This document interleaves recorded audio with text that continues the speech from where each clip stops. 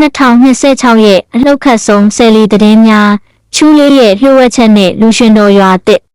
ချူးလေးကတကယ်ပဲအမှုပညာလောကကနေအနားယူတော့မှလား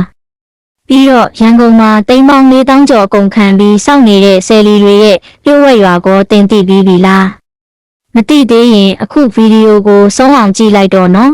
မင်းသမီးလေးချူးလေးရဲ့နောက်ဆုံးရသတင်းမင်္ဂလာပါပရိသတ်ကြီးရှင်ဒီနေ့ဖေဖော်ဝါရီလ2ရက်နေ့ရဲ့အစောဆုံးသတင်းတွေကိုတင်ဆက်ပေးမှာပါပထမဆုံးကတော့အားလုံးရဲ့အချစ်တော်ချူလေးမကြသေးခင်ကမှသူမရဲ့လူမှုကွန်ရက်မှာတင်လိုက်တဲ့အပြောင်းလဲတစ်ခုဆိုတဲ့စာသားကြောင့်ပရိသတ်တွေကြားမှာထင်ကြီးတွေအမျိုးမျိုးထွက်ပေါ်နေပါတယ်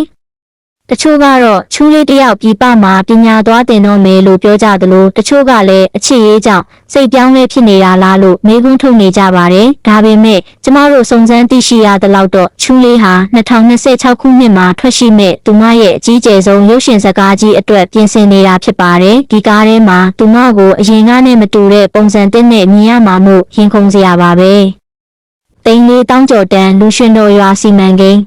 ဒုတိယသတင်းကတော့ဖေဖော်ဝါရီ1ရက်နေ့ကမှပနက်တင်လိုက်တဲ့လူရှင်တော်ရွာသတင်းမှာမြောက်တကုံမှာမြေ9ဧကပေါ်မှာဆောက်လုပ်မဲ့ဒီစီမံကိန်းဟာတိမ်ပေါင်း4000ကျော်ကုန်ကြမှာဖြစ်ပါတယ်။ဒါဟာတက်ကြီးလူရှင်တော်တွေနဲ့နေထိုင်ဖို့အခက်အခဲရှိတဲ့အမှုပညာရှင်တွေအတွက်နိုင်ငံတော်ကပေးအပ်တဲ့မြေပေါ်မှာအကောင့်ထဲပေါ်တာပါတရုတ်ပညာရှင်တွေနဲ့ပူးပေါင်းပြီး165ရက်အတွင်းအမြန်ဆုံးအပြီးတက်ဖို့စ조사နေတာကြောင့်မကြခင်မှာကျမတို့ရဲ့ဝါရင်အမှုပညာရှင်ကြီးတွေကိုဒီရွာလေးမှာမြင်တွေ့ရတော့မှာပါတကယ်ကိုဝမ်းသာစရာသတင်းကောင်းပါပဲရှင်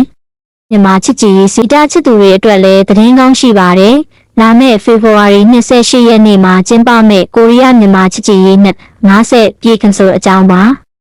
ဒီပွဲမှာမြန်မာနိုင်ငံကထိပ်တန်းအဆိုတော်တွေသာမကကိုရီးယားကဖအမှုပညာရှင်တွေပါပါဝင်မှာဖြစ်လို့လက်နက်တွေကအခုကတည်းကစပြီးဝယ်ရခက်နေပါပြီဘယ်ဖော့ပဖွဲ့တွေလာမလဲဆိုတာကိုတော့ပွဲစီစဉ်သူတွေကပြုတ်ဝတ်ထားဆဲဖြစ်ပေမဲ့ပရိသတ်တွေကတော့သူတို့လာမယ်လို့မျှော်လင့်နေကြပါတယ်တင်ကောဘသူကိုလာစေခြင်းလဲ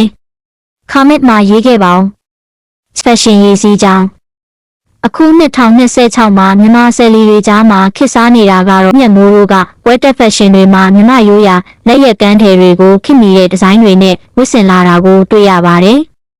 ဒါရင်မကသေးပါဘူးအခုနောက်ပိုင်းဆယ်လီတွေဟာ TikTok မှာ live လွှင့်ပြီးပရိသတ်တွေနဲ့တိုက်ရိုက်စကားပြောတာအလှူဒန်းတွေလုပ်တာတွေကိုပိုပြီးလှုပ်ဆောင်လာကြပါတယ်။ဒီနေ့မှာဆိုရင်လေအနှမဲတယောက်ကသူမရဲ့မွေးနေ့အလှူဖြစ်3,000ကျော်တန်ဓာတ်လေကားလှူဒန်းလိုက်တဲ့သတင်းကလူပြောအများဆုံးဖြစ်နေပါတယ်။ပညာသတင်းစုံကတော့ဒါပါပဲချူးလေးရဲ့အပြောင်းလဲကိုရောတင်ဘလို့ထင်လဲ